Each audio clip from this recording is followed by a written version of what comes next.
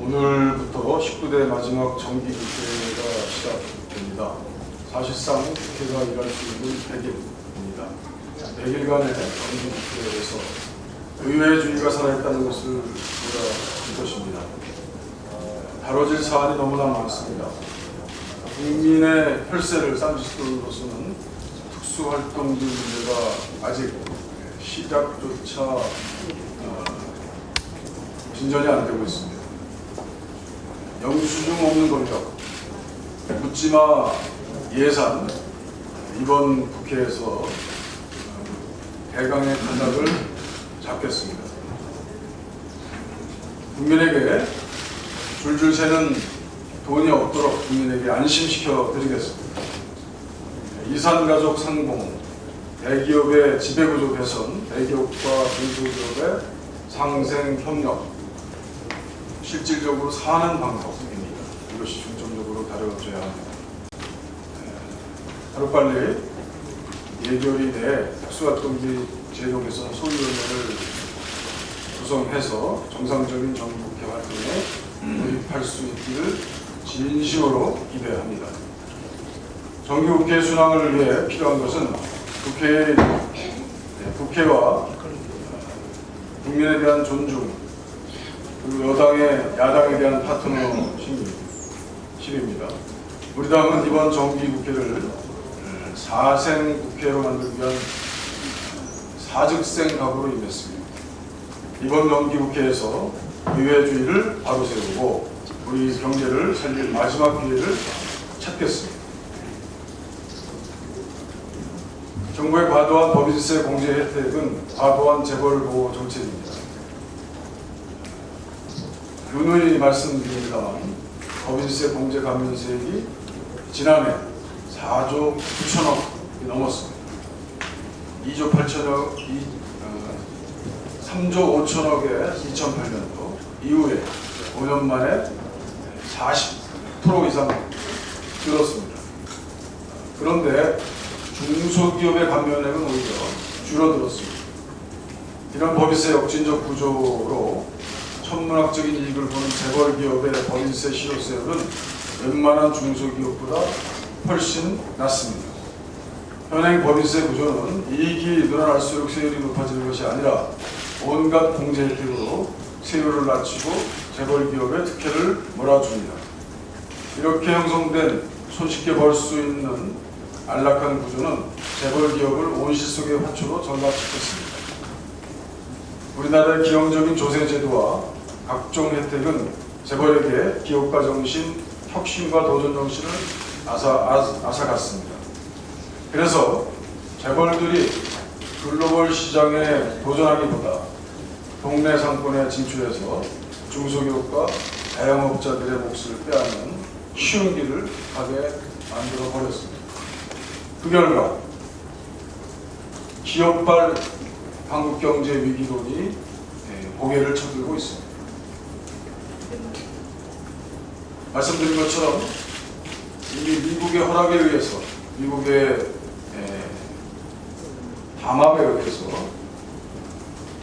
위안화의 절하가 이루어졌습니다. 일본과 미국의 우방관계는 유지되고 있습니다. 한국은 이제 시진핑의 내수 중심의 정책, 과도한 가공무역 중심의 수출 정책을 지향하는 새로운 시진핑 뉴드림, 뉴노멀 정책에 이미 적응력을 상실했습니다. 그 결과 현대자동차 그룹, 삼성그룹이 세계 시장에서 어렵다는 얘기들이 들리고 있습니다. 나머지 재벌들은 말할 것도 없습니다. 이미 병들어가고 있는, 재벌에 의해서 병들어가고 있는 중소기업들은 더 말할 것도 없습니다. 기업구조조정촉진법이 올해로 마무리됩니다. 박근혜 정부가 노동시장 구조조정을 외치고 있습니다만 이미 기업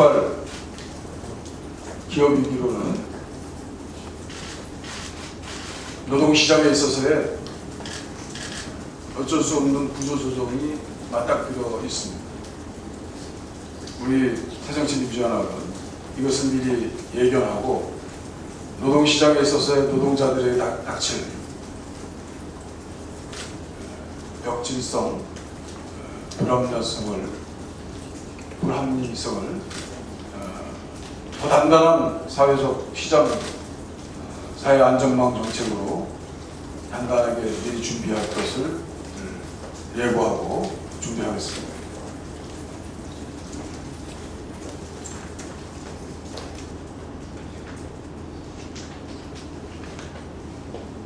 그래서 더 이상 재벌 경제는 이제 우리 경제에 성장과 활력을 주지 못하고 오히려 경제 침체의 첨두에 서 있다고 합니다.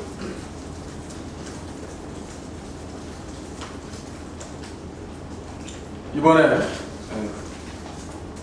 국정감사에서 재벌들의 갖가지 문제들이 도마에 오르고 있습니다. 우리 당은 각 상임위에서 총수를 비롯한 재벌들의 핵심 당사자들을 증인으로 신청하고 있는데 새누리당의 반대가 지나칩니다. 총력을 다해서 우리 새정치민주연합의 원내 지도부에서 이번 국정감사는 실효성 있는 재벌개혁에 관한 문제들에 대한 중점적 국정감사가 될 수 있도록 최선을 다하겠습니다.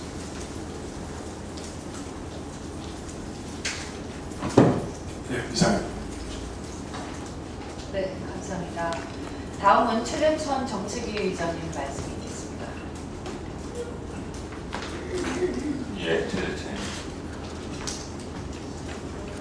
19대 국회 4년간의 임기를 끝내는 마지막 정기국회입니다. 지난 3년 동안 시민의 종복으로서 공공선을 위해 최선을 다했느니 돌이키면 자기와 부끄러움입니다. 예산과 법안과 국정감사라는 산더미 같은 무거운 짐이 우리 등에 놓여 있습니다. 막중한 의무감과 함께 신명나게 일해야 할 이 가을 대한민국 국회는 무기력 자체입니다. 여야 협상 채널은 국회에 닫혀 있거나 지극히 일방적입니다.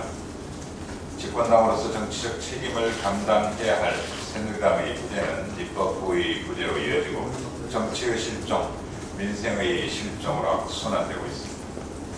미국 재헌의회에서 제임스 메디슨은 정부 한 부서의 모든 권력을 행사하는 사람들이 정부 다른 부서의 모든 권력을 장악할 때 자유는 위험에 처해지고 독재는 고개를 든다고 경고한 바 있습니다.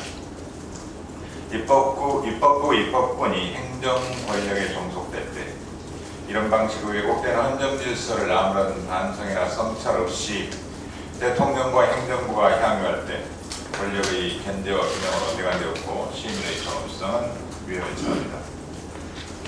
아프리카 줄루족 속담은 사람은 다른 사람들을 통해서만 사람이라 했습니다.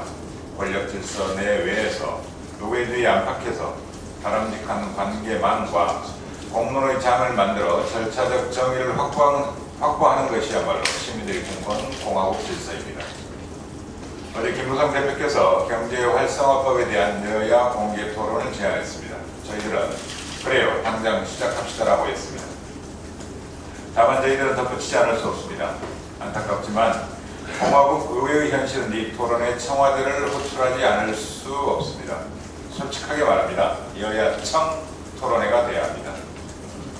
우리 앞에는 밀린 숙제가 많습니다. 지속 가능한 미래, 고용적 성장, 청년 정책, 저성장의 늪을 건너는 법, 한중 FTA 등 시대와 시민께서 내주신 과제들입니다. 이번 정기국회 100일 기도 심정으로 날 밤을 새서라도 숙제를 미루지 말아야 합니다. 미국 인디언 보호구역에 새로이 수학 선생님이 부임했습니다. 시험날이었습니다. 각자 문제를 풀더니만 어느 순간 한 학생 주위로 학생들이 몰려드는 것이었습니다. 아니었습니다. 부정행위였습니다. 놀란 선생님에게 어느 학생이 의아한 눈으로 외쳤습니다. 저희들은 어려운 문제는 함께 푸는 것이라고 배웠거든요. 어쩌면 우리 정치는 이미 시민에 대한 연대와 공감 능력을 상실했을지도 모릅니다. 고통스러운 시민의 삶 앞에 절대 경호가 필요합니다. 오로지 시민의 존엄을 위해서라면 우리는 이번 국회에서 얼마든지 협력할 각오가 되어 있습니다. 두 번째 주제입니다. 어제 한국은행에서 기업경기 실사지수를 발표했습니다. 2010년 100을 넘어섰던 제조업의 기업경기 실사지수는 하향세를 거듭해 현재는 68에 불과합니다. 기업들이 체감하는 경제 상황이 지속적으로 악화되고 있습니다. 제조업, 비제조업 모두 가장 심각한 애로사항으로 내수 부진을 꼽았습니다. 늘 강조합니다만 기업은 결코 홀로 존재할 수 없습니다. 가계 소득을 올려 내수를 증진시키고 이를 바탕으로 기업을 활성화하는 선순환이 필요합니다. 이것이 경제 민주화요, 포용적 성장이요, 가계 소득주도 성장입니다. 박근혜 행정부는 노동개혁만 해내면 모든 문제가 다 해결될 것처럼 말합니다. 그러나 기업인들이 평가하는 노동 문제는 경영 애로사항의 5%에도 들지 못할 정도로 사소했습니다. 부분이 아닌 전체의 균형, 재벌과 수출과 불균형 성장 신화에 대한 비판적 성장이야말로 지금 이 순간 가장 분명한 대안입니다. 정책의 대전환을 요구합니다. 마치겠습니다. 네, 다음은 이석현 부회장님 말씀 듣겠습니다.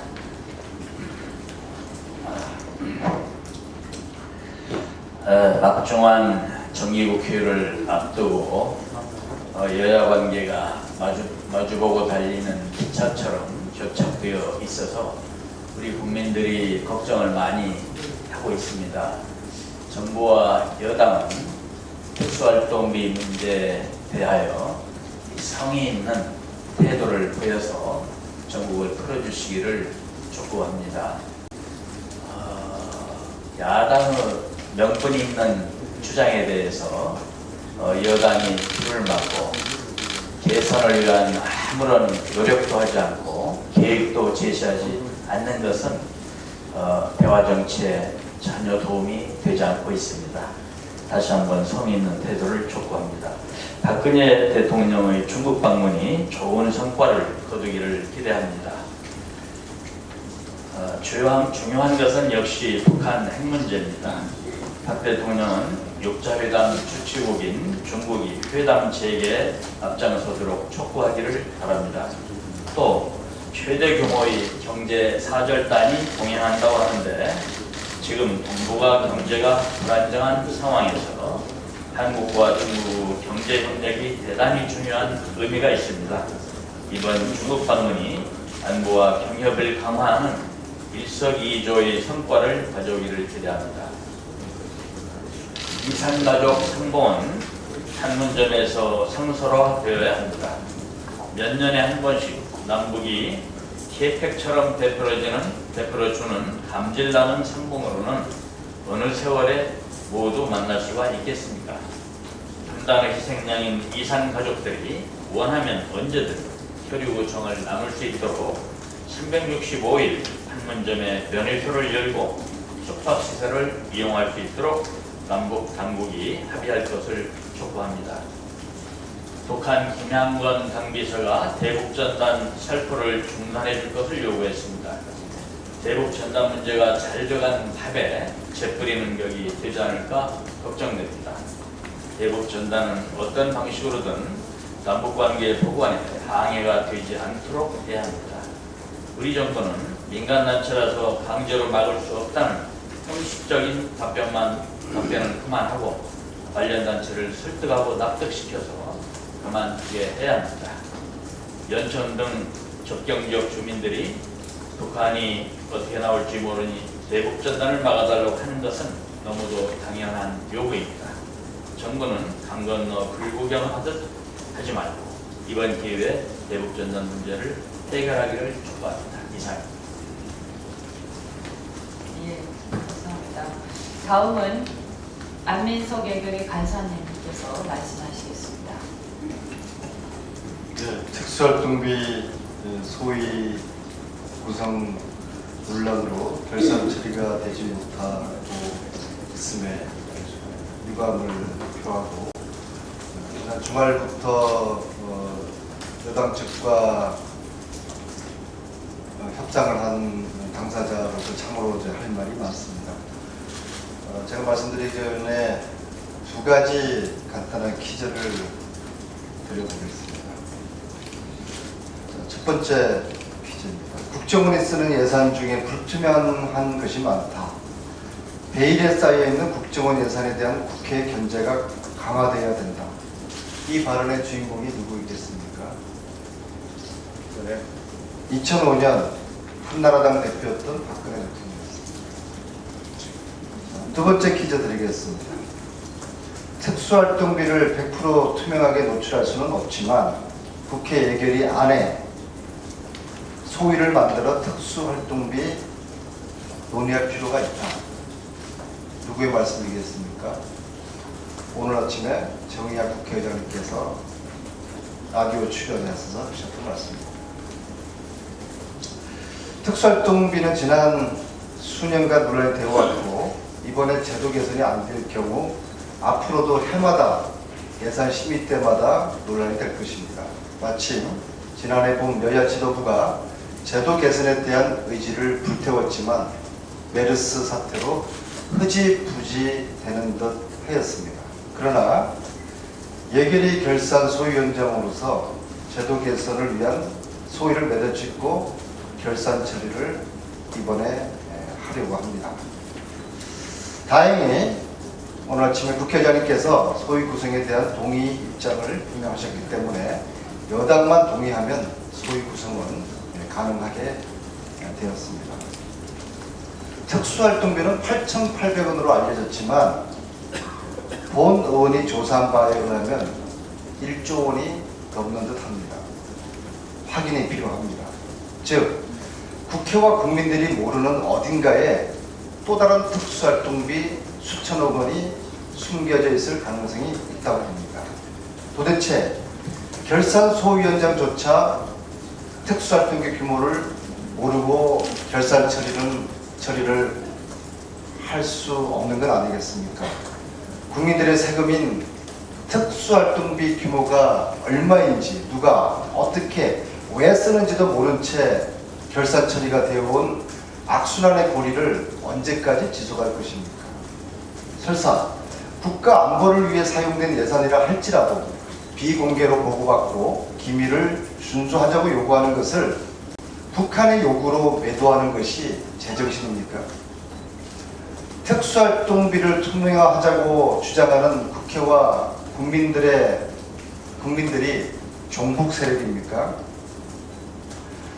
세금은 한 푼도 세지 말아야 하며 특수하지 않은 특수활동비를 투명화하자는 주장과 이를 반대하는 주장이 대립하고 있습니다.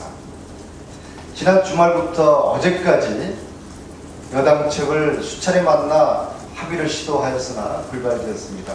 단 한 가지 성과가 있었습니다. 즉 여당은 특수활동비 제도 개선할 진정성이 매우 부족하다는 점을 확인했다는 것인데 반대를 위한 반대로 세 가지 주장을 하고 있습니다.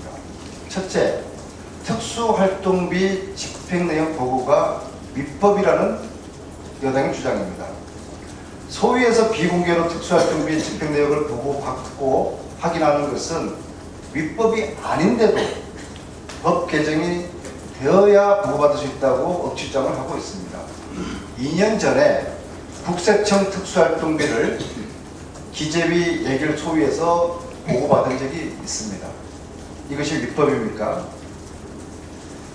정보위에서 다룰 예산을 예결위에서까지 다루자고 한 적이 단 한 번도 없습니다.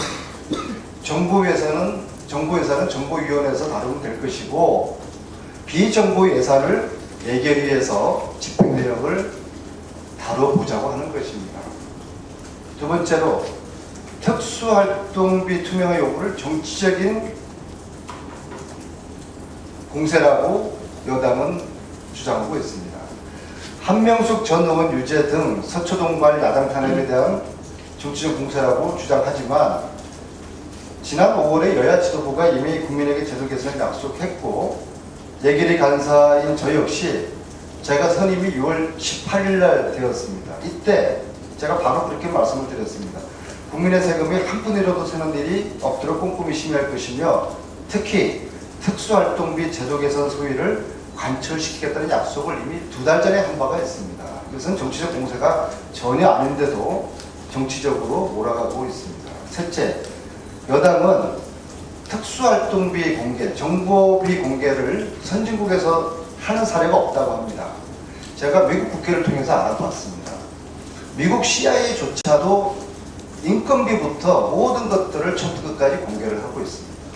단, 국가 보안이나 기밀 유지가 필요한 사항에 대해서는 제한된 의원들을 제한된 비밀 장소에서 따로 오도록 해서 문 밖에서는 해병대가 총을 들고 지키고 있고 문 안에서는 참여한 의원들이 기밀 준수 서약을 하고 그 서약 내용은 이렇게 돼 있다고 합니다. 내가 오늘 본 내용에 대해서는 나의 부인을 비롯한 아들 자식에게도 공개하지 않겠다, 발설하지 않겠다. 그런 선서를 하고서 CIA의 비밀 내용을 공개한다고 합니다. 선진국에서 사례가 없다는 여당의 주장은 사실이 아닙니다. 정리하겠습니다. 한 가지 거짓을 합리화하기 위해 7가지 거짓을 해야 한다는 영국의 속담이 있습니다. 여당이 소위 구성 반대를 위해서 구차한 억지 논리를 펴지 말고 지금이라도 소위 구성에 동의하면 모든 것이 해결됩니다. 특수활동비 제도 개선 소위위원회 합의가 이루어질 때까지 결산 소위위원회 실을 열어놓고 결산 처리를 보류할 것입니다.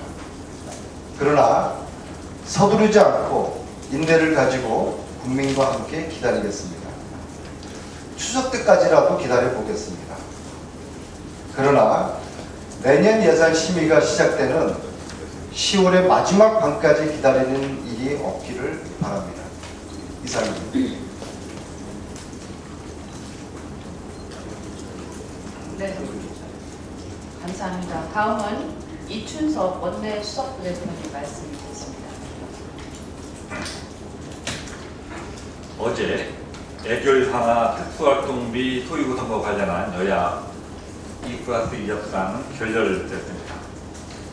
그러나 각 부처에 산재된 특수활동비를 총체적으로 점검하고 국민의 세금을 땀짓돈처럼 쓰는 관행을 개선하는 의지가 있다면 새누리당은 소위 구성에 적극 협조해야 할 것입니다. 특수활동비도 결국은 국민의 세금입니다.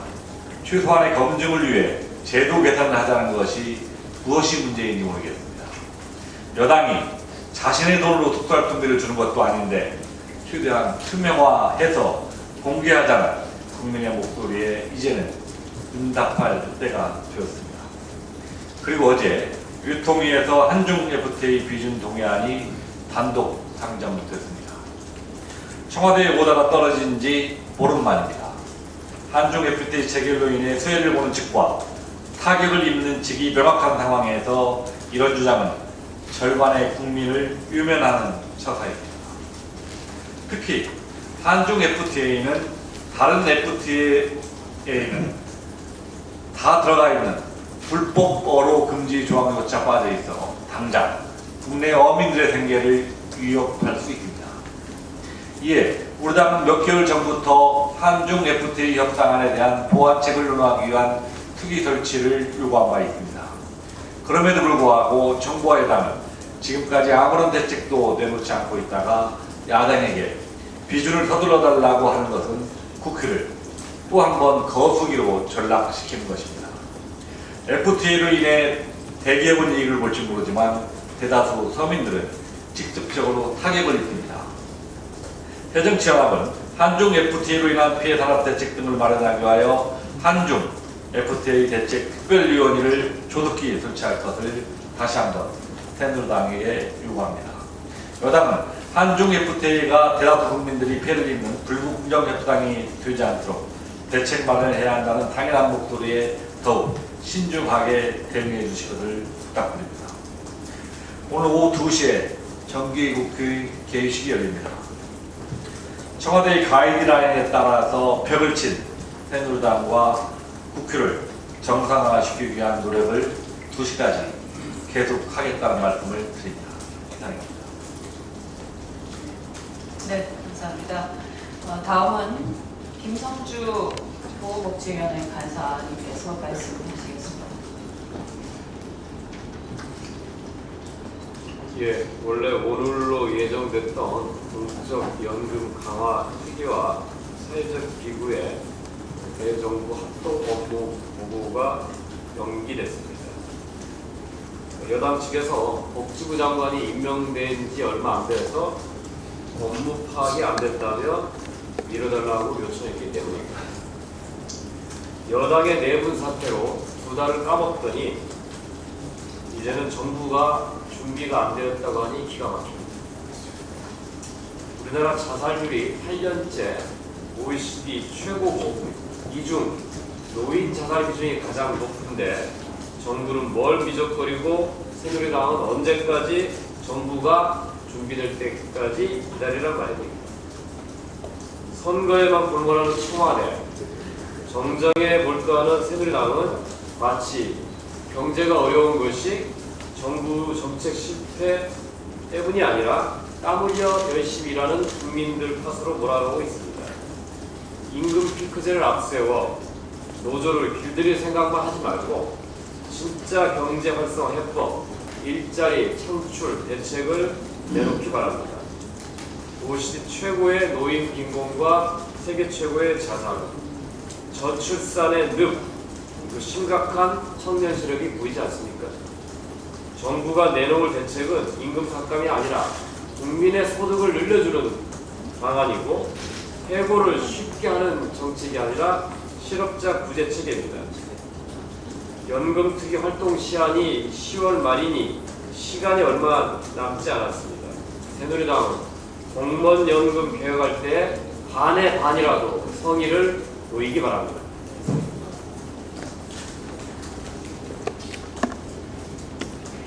네, 다음은 신재권 대통령 간사님께서 말씀하시겠습니다.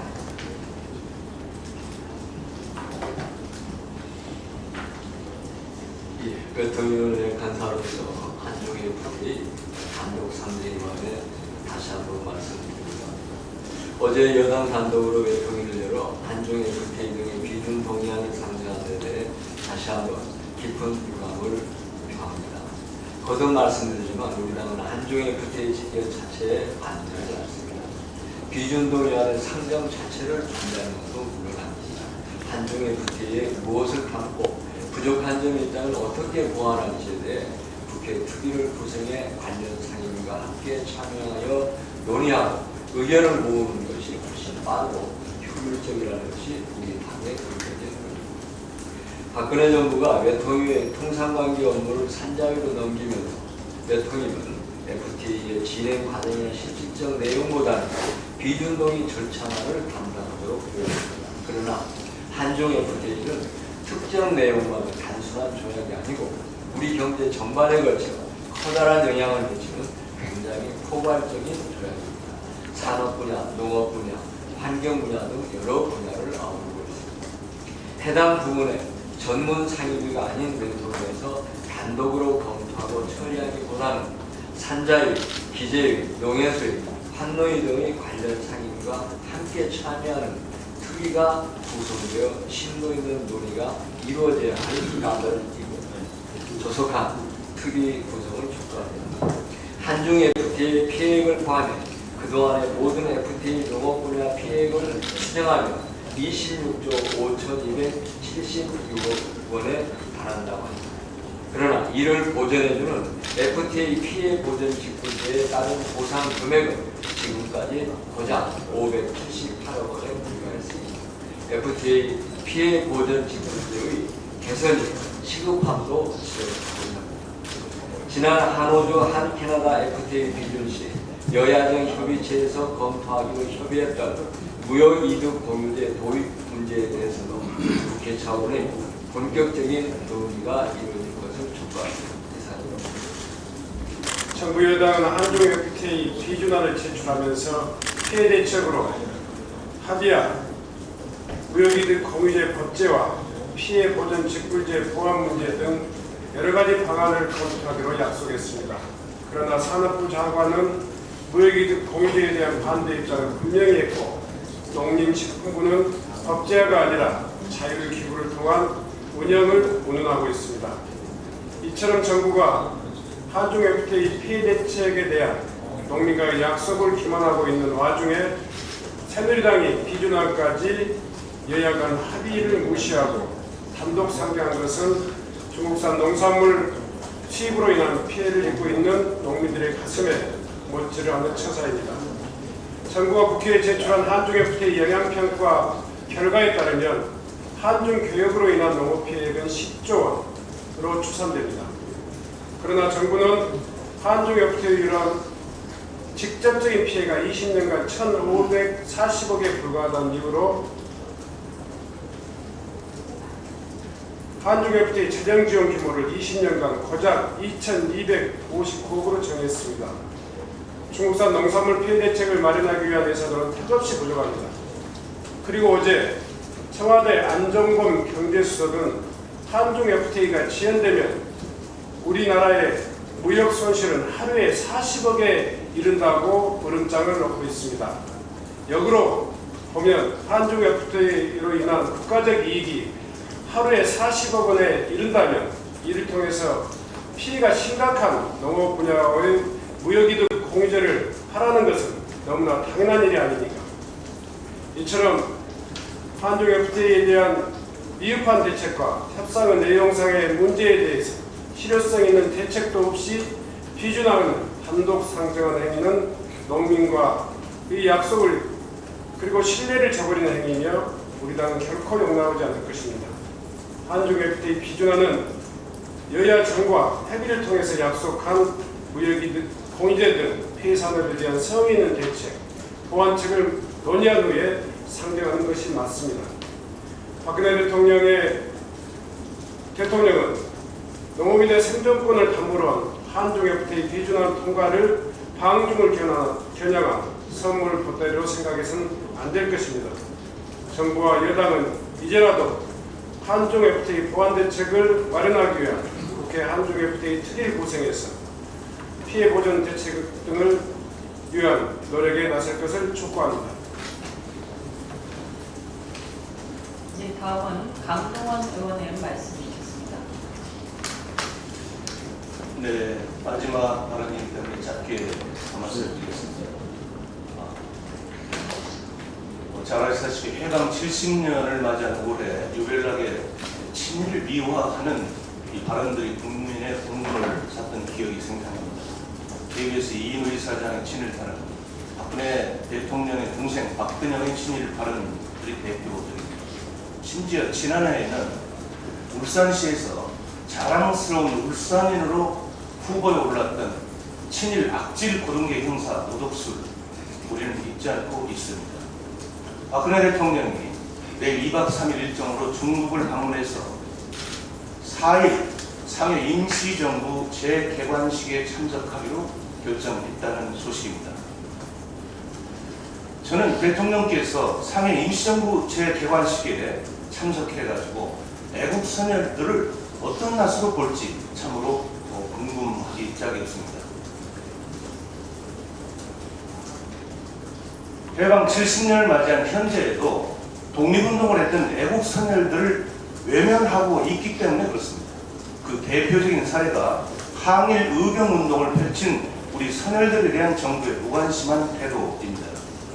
제가 1974년도에 발행한 독립운동 사료집 별집 1권을 분석해보니까 이 책은 항일병 판결문을 전부 수록한 독립운동 사료집인데요. 1067명이 종신형 등 장기 징역 판결을 받았음에도 불구하고 이 가운데 571명만 소원을 받았고 현재 496명은 미소원 상태로 죽음을 맞이하는 사례를 확인했습니다. 소원을 받지 못한 의병들은 그래 출신 지역을 보면은 전북 지역이 201명, 그 중에서도 제 지역구는 순천에서 79명, 경기 83명, 경북 63명, 강원 36명, 서울 29명, 전남 24명, 충남 22명, 충북 14명, 북한 지역이 24명으로서 미서운자 40%가 전북 출신 외국 선열입니다. 독립운동을 했던 항일 의병들도 사후에 지역차별을 받았어야 되는가 하는 의구심을 낳게 있습니다. 이명박 정부는 2008년 미서운 의병장과 의병에 대한 자료를 국가보훈처에 넘기고 서운을 요청했습니다. 그러나 국가보훈처는 참고 자료로 활용하겠다는 입장만 밝히고 있습니다. 또 서운을 받으려면 재적 등본이 필요하지만 후손이 없거나 일제 치하의 호적을 정리하자는 경우에는 서운을 받을 수 없다는 입장만 되풀이하고 있습니다.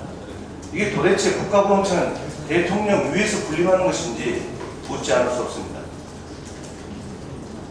정부는 지금부터라도 항일 의병의 후손들에게 재적 등본 등 근거 서류를 제출받는 등 소극적인 자세에서 벗어나 직접 전국의 각 지자체를 동원해서 적극적인 의병을 찾아서 공적을 서운하라고 촉구합니다. 이상입니다. 네, 마지막으로 한정혜 의원님 말씀이 있겠습니다. 네, 노동계가 어렵게 노사정위원회 복귀를 선언했습니다. 그러나 정부가 계속 쉬운 회복 그리고 일방적인 근로조건 악화를 강요한다라면 또다시 파행은 불가피할 것이라고 봐집니다. 며칠 전 언론 보도에 의하면 노동부가 정부 입맛에 맞는 기사를 쓰는 대가로 수억 원의 예산을 지급하였음이 밝혀졌습니다. 이렇듯이 정부 정책 홍보를 일괄 대행하는 턴키 홍보는 예산 집행 과정에 대한 검토가 이루어지지 않아서 국민 혈세가 낭비되는 문제도 있지만 무엇보다도 문제가 큰 것은 국민에게 왜곡된 여론을 전달해서 국민 통합을 저해하고 정부를 비판하고 견제해야 하는 언론의 핵심 기능을 송두리째 흔들어버리는 반체제적인 행위라고 할 것입니다. 작년 노사정의 논의가 한창이던 12월 그리고 노사정의 논의 기한을 앞둔 올해 3월 일부 언론들은 비정규직의 기한 연장 그리고 정규직의 쉬운 해고를 주장하는 기획 기사를 실었는데요. 이는 정부의 주장과 동일한 것으로 노동부는 이것에 대해서 총 1억 3,200만 원을 지급했습니다. 노동정책은 다 아시다시피 노사 간에 첨예하게 대립되어 상호조정 그리고 설득이 수반되어야 함에도 불구하고 노동부가 본연의 역할은 하지 않고 국민 혈세로 여론을 조작하는 청와대 홍보 담당 행정관 역할을 하여 왔다는 것이 노동개혁 이전에 노동부 스스로가 행정개혁 대상이라는 것을 고백하는 것에 다름 아닙니다. 우여곡절 끝에 재개되는 노사정위원회의 성공적인 운영을 위해서도 최소한 공익위원회의 공정성은 담보되어야 하며 더 이상 국민 혈세로 이렇듯이 여론을 조작하는 행태와 행위는 중단되어야 할 것임을 알려드립니다.